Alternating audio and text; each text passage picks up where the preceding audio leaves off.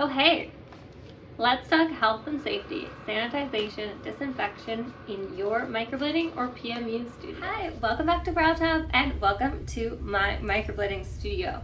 This is a channel for beauty artists who are ready to take their business, their income, their clientele, and their skills to the next level. I'm Alex, your host, a microblading business owner, a microblading product line creator, and an online education platform for you to help you build your business. And I want to show you how to do the same thing. Today we're talking about health and safety in your studio. So health and safety for your clients, but also for yourself. And basically your setup for your clients and your takedown for your clients and how to do that best. There are 3 levels of sanitization to be aware of as a beauty artist. So the lowest level is sanitization itself.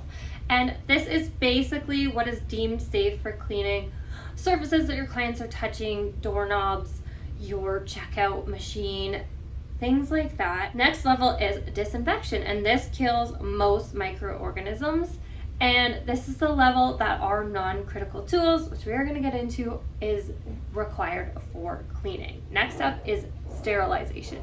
This kills all forms of biological agents and is required for tools that are actually entering the skin, aka your microblades and your needles for PMU. The first note I would like to make on cleaning of your studio, disinfection, sterilization is that microblading and permanent makeup is not a sterile service. The needle or the blade are sterilized. They come fully sterilized and sealed, both in their packages. Once you open them, that's what you're using in your client's skin. And you can see here that they'll say sterilized EO, sterilized EO, sterilized with ethylene oxide gas, okay? And that is the reason why microblades and needles actually have an expiry date. It's not because the metal or the actual blade itself expires. It is because the sterilization will expire. It can only be held so long in this package before it starts to be released, and that is why there's an expiry date. So please keep in mind that, as you can see, this is my studio here. I'm not in a stainless steel medical facility surgical room, right? There are items around me that are not sterilized, and neither is your client when they enter the studio. They're coming in with their purse, they're coming in with their jacket, and so are you, right? So we want to make sure always our blades, our needles are sterilized. The rest of our tools need to be sanitized and disinfected. So please do not get sold on a sterilized Q-tips, sterilized gauze, sterilized kits, because really the only thing that needs to be sterilized is the one thing entering the skin. Okay, so next up is we have sanitization. So this is your sprays that you get at Walmart, your sprays that you get at the drugstore, Costco, that are going to disinfect. They're disinfecting cleaners, okay? This is what you are going to spray down your doorknobs, your like countertops, other surfaces that clients are touching to keep your space really clean and disinfected. But these are not the items that you are using to disinfect your actual trolley where your tools are going to go, or your bed. That needs to be disinfected with a higher level disinfectant, which is cavity wipes or preempt wipes. Your cavity wipes or your preempt wipes is what you're going to use on your non-critical tools. So we're gonna get into the difference between your critical tools and your non-critical tools later. But your non-critical tools basically are the products that you use during the service, but before you open the client's skin. So they can be disinfected with these cavity wipes. They also have preempt wipes that work the same. You can use this to wipe down your trolley where your actual tools will go, and to wipe down your bed as well once you're done with your client. Also great for wiping down your ring lights, your chairs, everything you have potentially touched during the service. And this has a 3-minute kill time, so it needs to stay wet for 3 minutes for it to properly work. And finally, back to sterilization. So unless you own a autoclave sterilization machine, you cannot sterilize your tools. That is why we purchase pre-sterilized tools that after the service, we dispose of them in our sharps container. That is the only way you can dispose of sterilized tools. If you're not using a pre-assembled microblade, like the BrowTab blades, that you can fully dispose of after your service, you're using a blade and handle that you have to put together yourself. This needs to go in your sharps container as soon as you are done the service. Your two options with this are to fully dispose of this as well. So you definitely want to find a cost-effective handle if you're going to dispose of them, or you need to fully wrap this handle like you would a tattoo machine, and then you need to deassemble the entire thing and soak it for 20 minutes in a liquid disinfectant like pre-empt CS20, 20-minute kill time. It needs to sit fully submerged, fully disassembled in this solution. Honestly, the best way is to fully dispose of this, then you have nothing to worry about, or to buy pre-assembled pens that you dispose of entirely once you're done as well. Okay, we've discussed the 3 levels of cleanliness in your studio. Now we want to talk about, before we dive into critical tools, which please stay till the end because I'm going to explain the difference between critical and non-critical tools. But we want to talk about safety for yourself, because there is safety for your clients, but there's also safety for yourself. So this is something everybody can buy at the drugstore. So this is not a crazy, irritating product. But these 2 items are very strong. They are medical professional, they are beauty professional products.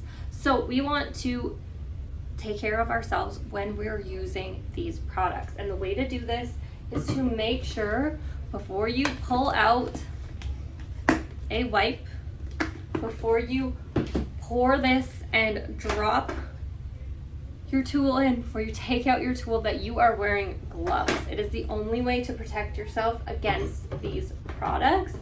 And you may use them, you may think you're fine, but there's long-term exposure issues to using these products. So always wear gloves, always protect yourself.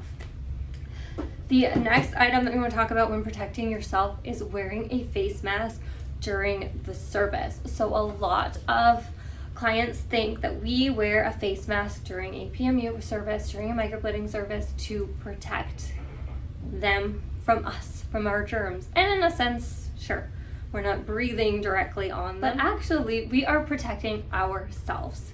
This is not a common thing that may happen, but you are opening up the skin. You are releasing fluids from your client, who is really not that far away from you, pretty close to you, right? So if for some reason something were to shoot out, your face and nose, your open orifices would be protected. It is okay for clients to think that it's you protecting them. That's totally fine, but in the end, you are protecting yourself, and that's why it is so important to wear a face mask once you open your client's skin. And finally, wearing gloves during the service as well. So this is super important for protection for yourself. They protect you from your clients, like we said, bodily fluids that are open. They're also a little bit of protection against any sort of blade or needle slips, which do happen. Tattoo gloves are a stronger surface. You do want to be purchasing actual tattoo gloves. So they do protect you against that, and they also protect your client and your studio against cross-contamination because they are a disposable tool. Okay, so finally, talking about critical versus non-critical tools. Critical tools, they're very critical. They are what is used once your client's skin has been opened. So once you touch your microblade, your needle to whatever surface of the skin that you are opening, anything you touch after that is a critical tool. A non-critical tool is everything you touch before that point. So non-critical tools include your mapping tools, your pencils, your calipers, your pigment, your numbing cream. There are many other tools that are non-critical. It's anything that you're using in your service that you touch before you open your client's skin.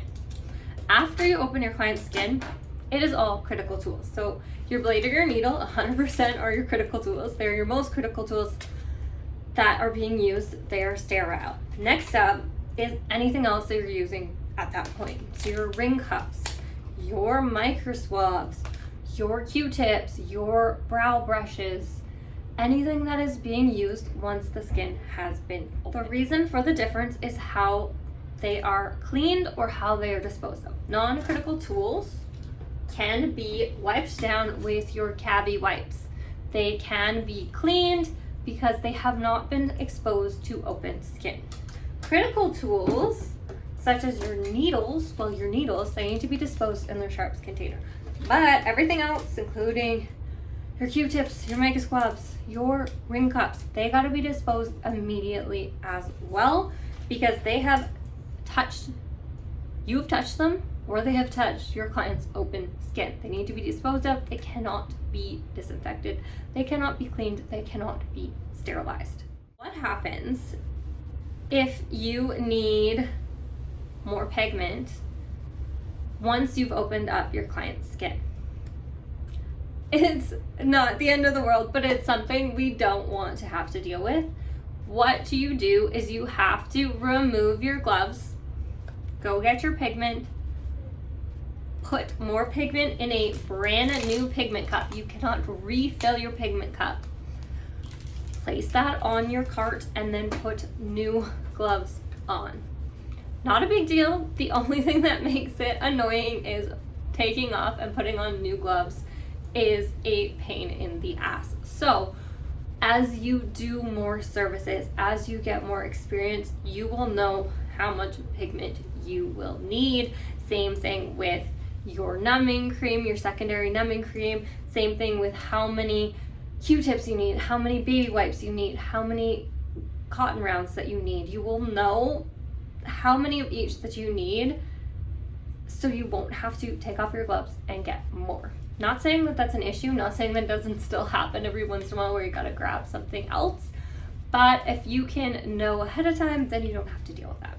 For any other item that is going to be touched once you've opened the client's skin that cannot be disposed of after, you must wrap it. It must be totally wrapped so that you can remove the wrapping, dispose of that, and then disinfect it with your cavi wipes. So items like that would be a timer, right? If you want to time your numbing, you're going to need this. If you're going to touch it after the client's skin's been open, you're gonna need to wrap this. So how are you going to wrap this?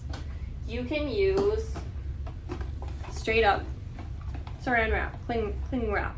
That's what I use. Or you can get bottle bags and wrap them and seal them up with tape or with the cling wrap. Whatever you want to use that's gonna cover it the easiest way is the best way for you, or you can just choose to not use these items, to not touch them once your client's skin has been open. Okay, I am going to show you how to set up and how to take down a tray. Before we do that, I want to say one final note is clean up, sanitize, dispose immediately after your service. After your client has left, do it right away. Don't let it sit out. Get it all disposed of, get it all sanitized and stored away immediately. Let's set up our carts together, and we'll start with your critical tools. So of course you are going to want to put your gloves on to protect yourself from the cavi wipes that we're going to use. Grab the cavi wipes, pull one out. Sometimes if you feel like you can't grab it, I'll use a pair of tweezers to just pull that out. Makes it super easy. And now you are going to wipe down your trolley, your surface that you're going to set up your critical tools on. Next up, we're going to lay down a drop sheet. I like these because they are absorbent. Some people will use a plastic bag though, so use whatever works for you. And now all of your critical tools. So these are the tools that are going to be touching your client, that you're going to be touching once their skin has been opened. So these are going to be fully disposed of. So we're starting with a brow brush, a dry mascara wand. I always use 2 micro swabs, and I'm super specific on how much of each item I use. So 2 micro swabs, 2 Q-tips, which is next, 1 disposable razor to clean up any stray hairs, 2 disposable ring cups that can be deassembled. If I'm doing a combo brow, I do need 3, but just 2 for microblading. A squeeze bottle that is full of pre-made ink soap. If I don't have ink soap, I will use witch hazel, but I prefer ink soap. A bottle bag to protect this bottle. Remember, anything that is a critical tool that cannot be disposed of after needs to be fully wrapped, so I will wrap it in plastic, and I use one of these tiny little elastics to secure the wrap in place and make sure it doesn't come off during the procedure. Then some cotton rounds for dry wiping, and for the ink soap I use 6 of them. That's how specific I am. I get these ones from Costco, but gauze would work as well. And finally, my baby wipes. I'm so specific about these. I like the Pampers sensitive ones. They are my favorite. So you can't be going in and out of this container during the procedure unless you plan to throw the whole thing away, right? So I know exactly how many I need, and then I fold them all up nicely like this to keep them wet, and then keep them all together in a little ball. So for a microblading service, I need 4 of them, and for a combo brow service, I need 5 of them. And of course, my disposable microblade pre-assembled tool. I don't always pick this out before the client arrives. Sometimes I wait to see what is best for them. Now let's set up your non-critical tools. So these will be the tools that you use before you open your client's skin. So these are tools that can be disinfected using a cavi wipe or soaking them in CS20. I put these on the second shelf of my cart, but you could have a totally separate cart for them. So the first thing is my measuring caliper. I make sure I open it up and clean up all of the different surfaces, all of the inside of it. My mapping pencil was gets totally wiped down, but it also needs to be pulled out as a China pencil and fully sharpened between each client's as well. That is a way to disinfect it because you're actually removing that surface. I wipe down my secondary numbing cream and my initial numbing cream, my topical numbing cream as well. My digital timer gets all wiped down as well. I use this to time my numbing cream. My pre-inked mapping string is in like a papery box, so I could leave it out because they are non-critical tools, but I'm actually just going to pull out the amount of mapping string that I need for that client and then put that on the card. The strange thing next is straight up saran wrap. So this is what I use to oculate the numbing cream as it's sitting working on my client's skin. So I've always just used saran wrap. I rip a piece, I fold it in half, and that I'm going to place on my trolley as well. And that's it. Both shelves of my trolley are set up, my non-critical tools and my critical tools, all ready for my client before they even arrive. Okay, look at this mess. We are done. Our client is done. Their brows are done. They're happy. Now we need to clean up our mess here. So your razor and your microblade, both with the lids on, are going to be disposed of. These are your most critical tools in a sharps container, and you're done with them. Both need to go in a sharps container. Now I'm going to remove the wrap from my bottle and then wrap up all of it in this nice little drop sheet here and just toss it in the garbage. As easy as that. All of my critical tools have been put in the garbage. Next up, all your non-critical tools need to be fully disinfected using cavi wipes. So I'm going to grab my cavi wipe. Of course, I still have gloves on. I'm protecting myself here. I'm going to toss the string in the garbage because we're not keeping that.